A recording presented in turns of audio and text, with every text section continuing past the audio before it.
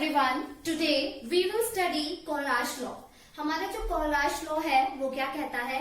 वो कहता है कि जो हमारी किसी भी इलेक्ट्रोलाइट की लिमिटिंग मोलर कंडक्टिविटी होती है, लिमिटिंग मोलर कंडक्टिविटी का मतलब क्या है यहाँ पे? Molar conductivity at infinite dilution. तो किसी भी इलेक्ट्रोलाइट की जो लिमिटिंग मोलर कंडक्टिविटी है वो हमारी इक्वल होती है to the sum of the limiting ionic conductivities of its cation and the anion। मतलब जब भी आप किसी भी इलेक्ट्रोलाइट में करंट पास करते हैं तो वो अपने आप को डिसोसिएट कर लेता है ना इनटू कैटायन एंड एनायन।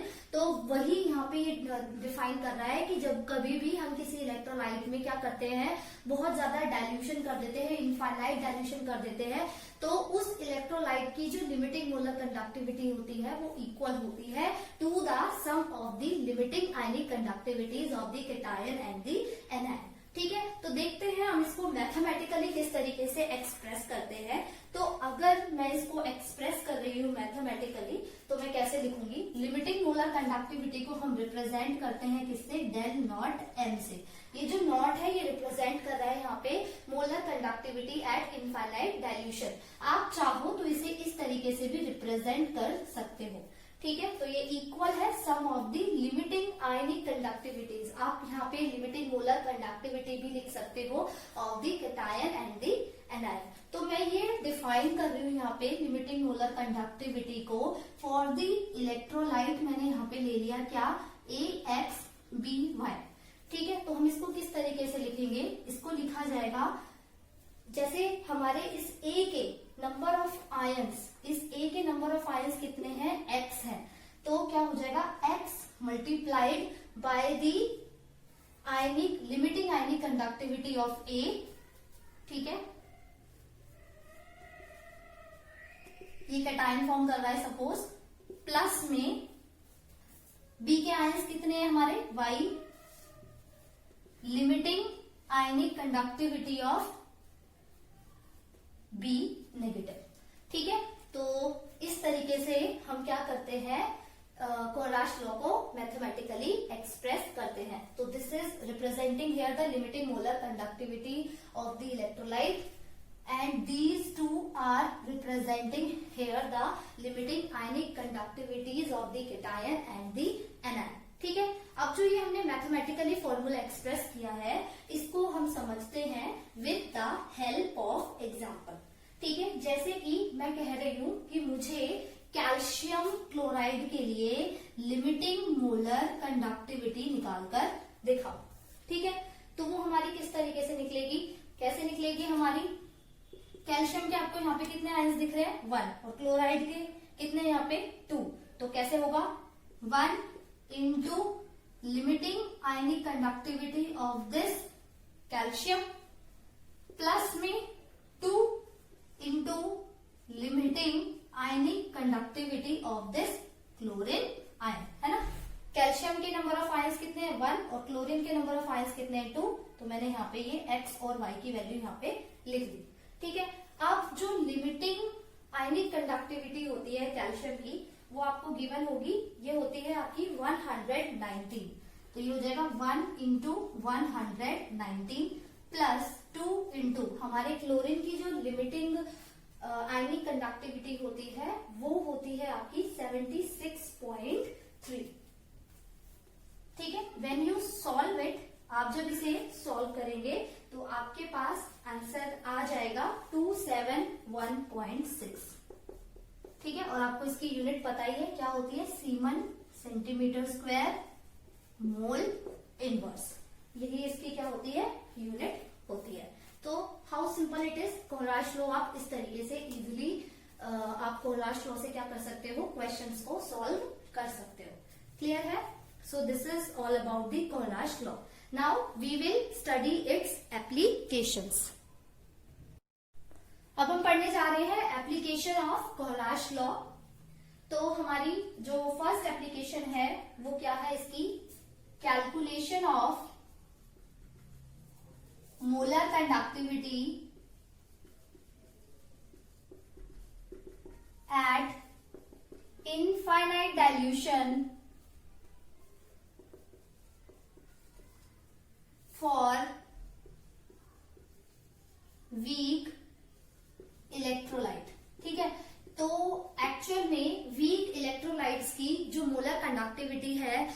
हमारी कैलकुलेट नहीं हो पाती है एक्सपेरिमेंटली, उसका रीजन क्या है? वीक इलेक्ट्रोलाइट का जो हमारा कंडक्टेंस होता है वो बहुत ज्यादा क्या होता है? लो होता है। इनफैक्ट चाहे हम इस पे इनफाइनाइट डाइल्यूशन कर ले, और इवन ऑन इनफाइनाइट डाइल्यूशन इसके आयंस का, वीक इलेक्ट्रोलाइट के आयंस का जो डिसोसिएशन है वो कंप्लीट नहीं होता है। तो यही दो रीजंस है जिसकी वजह से वीक इलेक्ट्रोलाइट्स की मोलर कंडक्टिविटी हम कैलकुलेट नहीं कर पाते। बट हम वीक इलेक्ट्रोलाइट्स की मोलर कंडक्टिविटी को कैलकुलेट कर सकते हैं by knowing the molar conductivities at infinite dilution for the strong electrolytes. ठीक है, तो हम इसको समझेंगे with the help of one example. So this is the example we have. हमें क्या क्या दे रखा है? हमें मोलर कंडक्टिविटीज दे रखी है किस किस की? NaCl की, HCl की, CH3COO Na की। ये जो हमारी मोलर कंडक्टिविटीज है ये हमें किसकी दे रखी है? स्ट्रॉन्ग इलेक्ट्रोलाइट्स की मोलर कंडक्टिविटी हमें दे रखी है। तो अगर मैं NaCl की मोलर कंडक्टिविटी को यहाँ पे लिखूं तो हम किस तरीके से लिखेंगे? अगर मैं लिख लू डेल नॉट, लिख रही हूं मैं for lambda naught for NaCl, हमारा कैसे निकलेगा? इसका भी यहाँ पे 1 है आयन और ये भी 1 है, तो ये हो जाएगा simply lambda naught Na plus plus lambda naught Cl minus, और इसकी हमें लिमिटिंग मोलर कंडक्टिविटी कितनी दे रखी है? 126.4। 126.4। अब आते हैं हमारी limiting molar conductivity for HCl। इसका भी यहाँ पे नंबर ऑफ आयंस 1 है, इसके भी 1 है, तो ये हो जाएगा lambda naught H plus plus lambda naught Cl minus. इसकी लिमिटिंग मोलर कंडक्टिविटी दे रखी है 4 to 5.9। ठीक है, अब हम लिखेंगे किसके लिए? लैम्डा नॉट लिखेंगे फॉर CH3COON। ठीक है, तो ये पूरा एक एसिटेट आयन है यहाँ से लेके यहाँ तक, और ये आपका Na आयन है। तो ये आपका कैटायन जो है इसमें वो क्या है? Na प्लस, और एनायन क्या है हमारा? ये CH3COO माइनस। तो सबसे पहले हम कैटायन की लिख लेते हैं, तो लैम्डा Na प्लस हो गया हमारे पास ये, प्लस में लैम्डा नॉट CH3COO माइनस, और इसकी मोलर कंडक्टिविटी हमें दे रखी है लिमिटिंग मोलर कंडक्टिविटी 91.0। ठीक है, तो ये जो आपको तीनों लिमिटिंग मोलर कंडक्टिविटीज दे रखी है ये किसके लिए है आपकी? ये सारी की सारी आपकी है स्ट्रॉन्ग इलेक्ट्रोलाइट्स की। तो स्ट्रॉन्ग इलेक्ट्रोलाइट्स की मोलर कंडक्टिविटीज अगर हमें पता है तो हम वीक इलेक्ट्रोलाइट की मोलर कंडक्टिविटी को क्या कर सकते हैं? कैलकुलेट कर सकते हैं। हमें किसकी लिमिटिंग मोलर कंडक्टिविटी पूछी है? एसिटिक एसिड की। तो limiting molar conductivity of acetic acid हम किस तरीके से लिखेंगे? लैम्डा नॉट CH3COOH के लिए हमारे पास अगेन क्या होगा? Lambda naught H plus plus lambda naught CH3COO minus. हमें ये चाहिए, दिस वी वांट। तो हम कैसे निकाल सकते हैं? मुझे सिर्फ और सिर्फ H प्लस आयन और CH3COO माइनस आयन चाहिए। If it is first, if it is second and if it is third. तो मुझे H प्लस और CH3COO माइनस चाहिए, तो CH3COO माइनस ये रहा और H प्लस मेरा ये रहा, तो मैं क्या करूं? सेकेंड और थर्ड को क्या कर दूं? ऐड कर दूं। ठीक है, अगर मैं सेकेंड और थर्ड को ऐड करूंगी तो मुझे ये दोनों मिल जाएंगे, और मुझे ये दोनों नहीं चाहिए, ये दोनों मुझे कहाँ मिल रहे हैं? यहाँ पे। तो अगर मैं सेकेंड थर्ड को ऐड कर दूं और फर्स्ट वाली इक्वेशन को माइनस कर दूं तो मेरे पास लिमिटिंग मोलर कंडक्टिविटी आ जाएगी किसकी? एसिटिक एसिड की। तो हम कैसे निकालेंगे इसको? किस तरीके से निकलते हैं हमारी? हमें 2 और 3 को क्या करना है? ऐड करना है, और उसमें से 1 को क्या कर देना है? माइनस कर देना है। ठीक है, तो आपके पास ये दोनों एज अ सम आ जाएगा और ये आ जाएगा। जब आप माइनस करोगे तो यहाँ माइनस साइन, ये वाला माइनस साइन, इससे आपका ये कट जाएगा और इससे आपका ये कट जाएगा। ठीक है, तो हमारे पास इसकी मोलर कंडक्टिविटी मिल जाएगी। तो करना कुछ नहीं है, सिर्फ आप सिंपली वैल्यू ऐड कर दीजिए। इसमें 2 की वैल्यू कितनी थी? 4 to 5.9, प्लस में 3 की आपके पास वैल्यू कितनी है? 91.0, माइनस में 1 की वैल्यू कितनी रखी आपको? 126.4। ठीक है, आप इसको क्या कर ले? आप इसको सॉल्व कर ले। आपके पास जो सॉल्व करके आंसर आएगा वो आएगा 390.5। Siemens centimetre square mole inverse. ठीक है, तो अगर आपको molar conductivity at infinite dilution for weak electrolyte calculate करनी है तो आपको उसके लिए लिमिटिंग मोलर कंडक्टिविटीज चाहिए होंगी किनकी, स्ट्रॉन्ग इलेक्ट्रोलाइट्स की। ठीक है, तो आपको जिसकी चाहिए आप देख लो, इक्वेशंस बना लो, इक्वेशंस के हिसाब से आपको पता चल जाएगा कि हम इसकी लिमिटिंग मोलर कंडक्टिविटी किस तरीके से कैलकुलेट करें। ठीक है, now moving on to second application of Kohlrausch law. हमारी second application of Kohlrausch law है कैलकुलेशन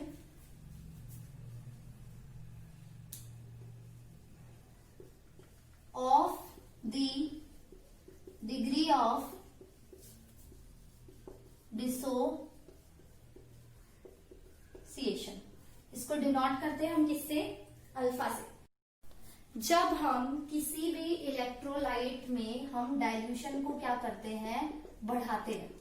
ठीक है, तो जब भी हम डाइल्यूशन को बढ़ाएंगे तो इलेक्ट्रोलाइट अपने आप को किस में डिसोसिएट करेगा, आयंस में।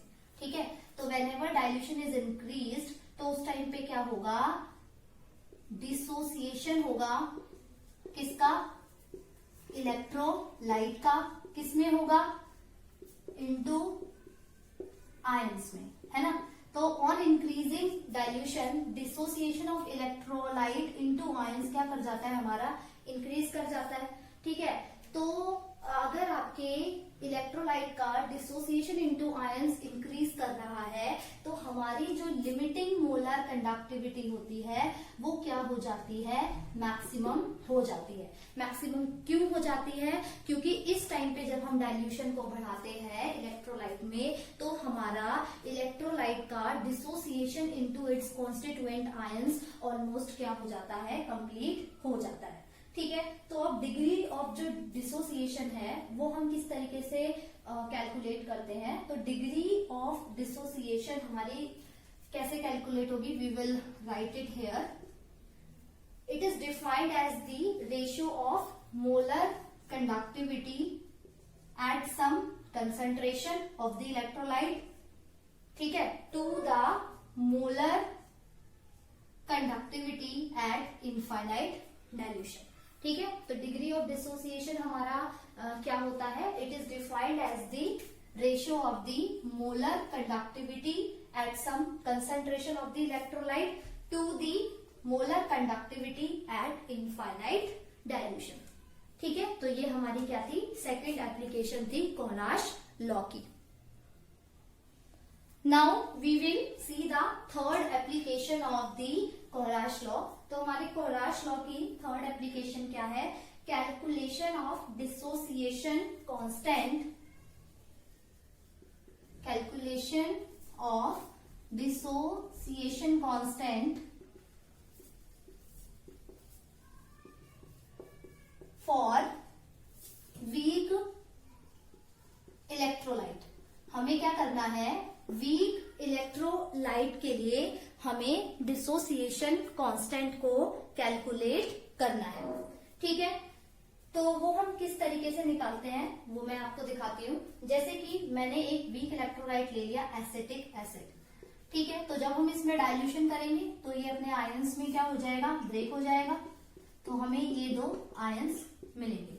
Suppose at time t is equal to 0 आपके ये वाले आयंस प्रोड्यूस नहीं हुए हैं और इसकी जो कंसेंट्रेशन है वो हमने मान ली क्या, C मोलर। तो at time t is equal to 0 यानी कि इनिशियली इन दोनों की कंसेंट्रेशन क्या है, 0 है, कि मैंने अभी पानी नहीं डाला इस इलेक्ट्रोलाइट में। लेकिन at time is equal to T1 मैंने क्या किया, मैंने इसके अंदर डाइल्यूशन किया तो होगा क्या, इसकी कंसंट्रेशन डिक्रीज हो जाएगी और हमारी इसकी जो कंसंट्रेशन है वो क्या हो जाएगी, इंक्रीज होना शुरू हो जाएगी। तो सपोज इसमें से C में से C अल्फा जो है वो इसके रिएक्टेंट की कंसंट्रेशन में डिक्रीज हुआ। ठीक है, तो जितना यहाँ डिक्रीज हुआ उतने ही आयंस आपके यहाँ पे आ गए और आपका C अल्फा जो कंसंट्रेशन है इन आयन की वो यहाँ पे आ गई। अगर आपका सपोज यहाँ 2 होता या 3 होता, मतलब अगर यहाँ 2 होता तो हम यहाँ 2 भी लिख देते, 3 होता तो हम यहाँ 3 लिख देते, सिमिलरली यहाँ पे भी। बट सिंस ये इनके जो नंबर ऑफ मोल्स है यहाँ पे 1 है, तो इसलिए हमने यहाँ पे 1 1 ही लिखा है। तो आपको किस तरीके से हम इसमें डिसोसिएशन कांस्टेंट निकालेंगे वो हम देखते हैं। डिसोसिएशन कांस्टेंट को हम रिप्रेजेंट करते हैं किससे, के से, के सी ले लेते हैं। सॉरी मैंने यहाँ अल्फा से दिखा रखा है, ये के सी से हम इसको यहाँ पे लिखते हैं। के सी इज इक्वल टू इन दोनों की कंसंट्रेशन, मतलब प्रोडक्ट की concentration divided by concentration of this reactant. ठीक है, इसको मल्टीप्लाई कर दो, सी स्क्वायर अल्फा स्क्वायर हो जाएगा, नीचे सी कॉमन आ जाएगा, सी माइनस 1 माइनस अल्फा हो गया, सी से ये सी कट गया, तो मेरे पास जो डिसोसिएशन कांस्टेंट आ गया वो आ गया सी अल्फा स्क्वायर अपॉन में 1 minus alpha. So this is the dissociation constant for the weak electrolyte. ठीक है, सो इसी के बेसिस पे हम क्या करेंगे, एक इस पे न्यूमेरिकल कर लेते हैं। सो दिस इज द एग्जाम्पल। इसमें हमें क्या गिवन है, the conductivity of 0.001028 molar acetic acid. तो कहने का मतलब है आपको जो मोलैरिटी है यहाँ पे वो आपको कितनी दे रखी है, 0.001028 मोलर, है ना। Acetic acid is 4.95 into 10⁻⁻5 semen centimetre inverse. Conductivity की बात हो रही है, मतलब किसकी बात हो रही है, कप्पा की बात हो रही है। तो कप्पा हमें कितना दे रखा है, 4.95 इंटू 10⁻⁻5 सीमन सेंटीमीटर इनवर्स। हमें क्या निकालना है, इसका डिसोसिएशन कांस्टेंट निकालना है। ठीक है, इफ डेल नॉट एम यानी कि limiting molar conductivity acetic acid की हमें दे रखे 390.5 semen centimetre square mole inverse. ठीक है, तो डिसोसिएशन कांस्टेंट का फॉर्मूला तो हमने निकाला ही था अभी, सी अल्फा स्क्वायर अपॉन में 1 माइनस अल्फा आया था। तो हमें क्या करना होगा, सबसे पहले तो अल्फा निकालना होगा। ठीक है, अल्फा निकालने के लिए भी हमें मोलर कंडक्टिविटी निकालनी होगी एट कंसंट्रेशन सी। तो वो हम किस तरीके से निकालेंगे, वी विल सी। तो सबसे पहले हम यहाँ पे निकालेंगे क्या, डेल एम। तो डेल एम हम निकालेंगे एट कंसंट्रेशन सी। वो कैसे निकलेगा, कप्पा इंटू 1000 अपॉन में एम। तो कप्पा हमें कितना दे रखा है, 4.95, ठीक है, इंटू 10⁻⁻5 इंटू 1000 डिवाइडेड बाय, आपको मोलैरिटी दे रखी है 0.001028। ठीक है, तो ये हमें वैल्यूज गिवन है। तो जब आप इसे सॉल्व करोगे तो आपको मिलेगा 48.15। आपके पास आ जाएगा ये 48.15 semen centimetre square mole inverse. ठीक है, हमने molar conductivity at any concentration calculate कर लिया है। अब हमें क्या चाहिए, हमें चाहिए डिग्री ऑफ डिसोसिएशन, यानी कि अब हमें क्या निकालना पड़ेगा, अल्फा। तो वो अल्फा हम कैसे निकालेंगे, अल्फा हमारा निकलेगा दिस अपॉन दिस। तो ये आया 48.15 और ये हमें दे रखा है, कितना दे रखा है, 390.5। ठीक है, तो जब आप इसके अंदर वैल्यू को सब्स्टिट्यूट करोगे तो ये आ जाएगा आपके पास 0.1233। ठीक है, तो ये हमारे पास क्या निकल गया, आपका डिग्री ऑफ डिसोसिएशन निकल गया। ठीक है, तो अब हमें इसमें क्या निकालना है, अब हमें निकालना है डिसोसिएशन कांस्टेंट। तो जो हमारा डिसोसिएशन कांस्टेंट होता है वो हमारा क्या होगा, Kc is equal to C alpha square upon 1 minus alpha, यही होता है। तो आप इसको मोलैरिटी बोल लो या आप इसको कंसंट्रेशन भी बोल सकते हो। तो यहाँ पे क्या करो, इसकी वैल्यू को पुट कर दो। सी की वैल्यू हमें दे रखी है 0.001028।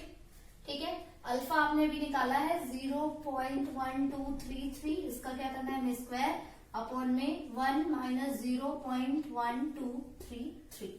ठीक है, आप इसको क्या कर लो, सॉल्व कर लो। सॉल्व करोगे तो ये आपके पास आएगा 1.78 इंटू 10⁻⁻5। ठीक है, ये हमारे पास आ गया और इसकी यूनिट आ जाएगी आपकी क्या, मोल पर लीटर। ठीक है, क्योंकि इसकी तो कोई यूनिट होती नहीं है, और सी जो कंसंट्रेशन है उसकी यूनिट क्या होती है आपकी, mole per litre. Clear? So this is how we can solve the question. तो इससे हमने एप्लीकेशन 2 और एप्लीकेशन 3 दोनों ही एप्लीकेशंस के क्वेश्चन कर लिए।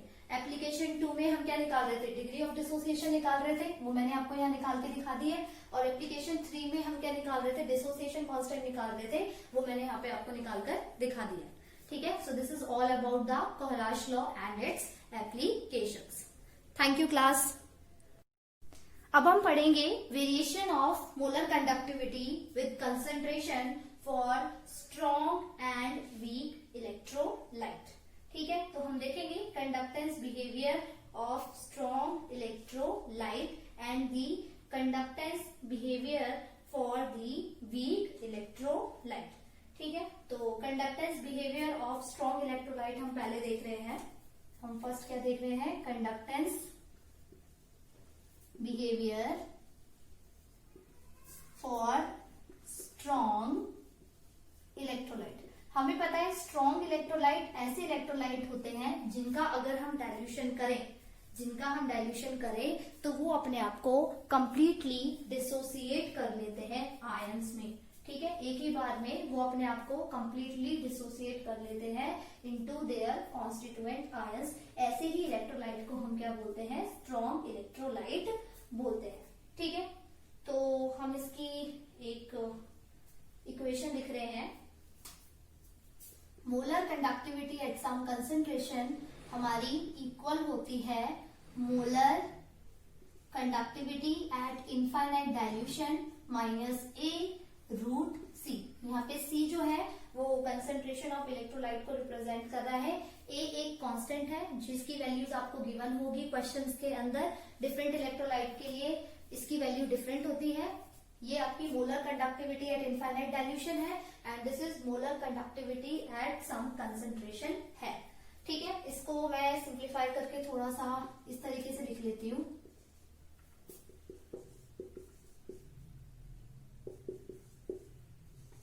ठीक है, तो हम इसको कंपेयर करेंगे with the equation of the line.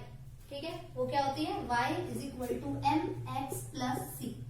ठीक है, तो y एक्सिस पे हमें क्या लेना है, ये हमारा जो m स्लोप है, स्लोप मेरे पास क्या आ गया माइनस ए। एक्स एक्सिस पे हम लेंगे रूट सी, और ये जो c है ये हमारा क्या होता है इंटरसेप्ट, और ये इंटरसेप्ट हमारा किसको डिनोट करेगा, molar conductivity at infinite dilution को रिप्रेजेंट करेगा। ठीक है, तो हम इसका ग्राफ बना लेते हैं। तो अभी हमने देखा y एक्सिस पे हमें ये लेना है,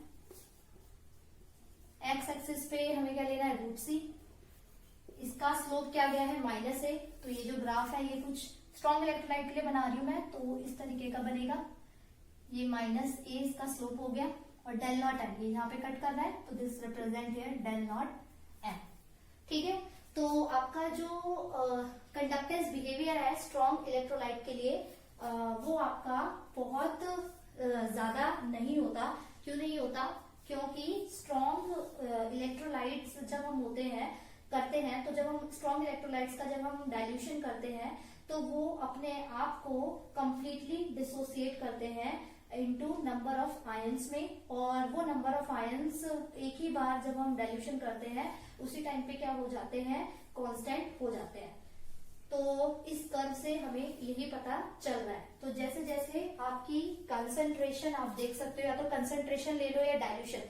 अगर आप डाइल्यूशन बढ़ाते हैं तो कंसंट्रेशन क्या होती है, घटती है। ठीक है, तो इस तरीके से अगर मैं जा रही हूँ तो मेरी डाइल्यूशन बढ़ रही है, और इस तरीके से मैं जा रही हूँ तो मेरी कंसंट्रेशन बढ़ रही है। तो मैं अगर ऐसे देखूं ऑन इंक्रीजिंग डाइल्यूशन, जब मैं डाइल्यूशन बढ़ा रही हूँ तो मेरा जो कंडक्टेंस बिहेवियर है स्ट्रॉन्ग इलेक्ट्रोलाइट के लिए वो बहुत ज्यादा नहीं है। क्यों नहीं है, क्योंकि आपके स्ट्रॉन्ग इलेक्ट्रोलाइट्स ऑन डाइल्यूशन अपने आप को नंबर ऑफ आयंस में डिसोसिएट कर लेते हैं, और वो जो नंबर ऑफ आयंस प्रोड्यूस होते हैं वो एक ही बार में क्या हो जाते हैं, कांस्टेंट हो जाते हैं। इसलिए स्ट्रॉन्ग इलेक्ट्रोलाइट का जो कंडक्टेंस है वो बहुत ज्यादा नहीं होता।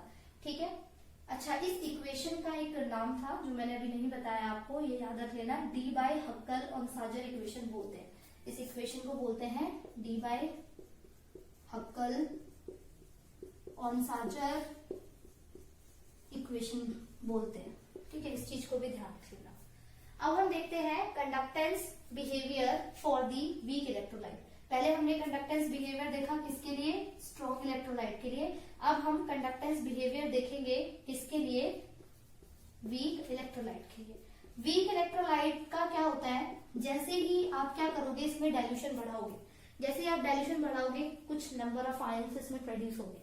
ठीक है, फिर आपने थोड़ा सा उसमें डाइल्यूशन बढ़ाया, फिर और आयंस प्रोड्यूस हुए। मतलब कहने का क्या है, वीक इलेक्ट्रोलाइट में आप जितनी बार डाइल्यूशन करोगे ना उतनी बार नंबर ऑफ आयंस प्रोड्यूस होंगे। वेयर एज स्ट्रॉन्ग इलेक्ट्रोलाइट में क्या हो रहा था, जब आपने एक ही बार डाइल्यूशन किया तो आपके नंबर ऑफ आयंस जो प्रोड्यूस हो रहे थे वो कांस्टेंट हो रहे थे। लेकिन वीक इलेक्ट्रोलाइट में क्या होगा, जब आप जैसे जैसे आप डाइल्यूशन बढ़ाते जाओगे वैसे वैसे नंबर ऑफ आयंस भी ऑन एवरी डाइल्यूशन क्या होते जाएंगे, बढ़ते जाएंगे। तो फॉर वीक इलेक्ट्रोलाइट्स के लिए अगर आप डाइल्यूशन को बढ़ाते हैं तो आपको क्या मिलता है, आपको कंडक्टेंस बिहेवियर काफी अच्छा मिलता है। तो डाइल्यूशन मैं बढ़ा रही हूँ, डाइल्यूशन बढ़ा रही हूँ तो मैं ऐसे जाऊंगी, अगर मैं कंसंट्रेशन बढ़ा रही हूँ तो मैं ऐसे जाऊंगी। बट क्योंकि मैं डाइल्यूशन बढ़ा रही हूँ तो आपका conductance behaviour for weak electrolyte आपको कुछ इस तरीके से दिखेगा। ठीक है, तो आप देख रहे हो जैसे जैसे आपका डाइल्यूशन बढ़ रहा है वैसे वैसे आपका जो कंडक्टेंस बिहेवियर है वो भी क्या हो रहा है, बढ़ रहा है। ठीक है, अगर आप कंसंट्रेशन के टर्म्स में देखना चाहें तो जैसे जैसे आपकी कंसंट्रेशन बढ़ रही है तो वैसे वैसे आपकी मोलर कंडक्टिविटी घट रही है। लेकिन जैसे जैसे आपका जो क्या बोलते हैं, आपका डाइल्यूशन बढ़ेगा, जैसे जैसे आपका डाइल्यूशन बढ़ रहा है तो आपका कंडक्टेंस बिहेवियर बढ़ रहा है। किसके लिए, वीक इलेक्ट्रोलाइट के लिए। तो ये जो ग्राफ है ये मेरा किसके लिए है, वीक इलेक्ट्रोलाइट के लिए है। और जो मेरा ऊपर वाला ग्राफ था वो किसके लिए था, आपका स्ट्रॉन्ग इलेक्ट्रोलाइट के लिए था। ठीक है, तो ये ग्राफ किस तरीके से बनेगा, with the help of this equation बनेगा। इसको आपको कंपेयर कराना होगा इस वाली इक्वेशन से। ठीक है, तो ध्यान रखना कि स्ट्रॉन्ग इलेक्ट्रोलाइट का कर्व आपका ऐसा क्यों आता है, ऐसा इसलिए आता है on dilution strong electrolyte completely dissociate itself into its constituent ions. ठीक है, दैट्स वाई इसका जो कंडक्टेंस बिहेवियर है वो बहुत ज्यादा आपको देखने को नहीं मिलता। लेकिन वीक इलेक्ट्रोलाइट में क्या होता है, on every increase in dilution आपके नंबर ऑफ आयंस जो हैं वो भी क्या हो जाते हैं, इंक्रीज हो जाते हैं, जिसकी वजह से ऑन इंक्रीज इन डाइल्यूशन आपका जो कंडक्टेंस बिहेवियर है वो आपको काफी अच्छा मिलता है फॉर द वीक इलेक्ट्रोलाइट। ठीक है, so this is all for today. Thank you class.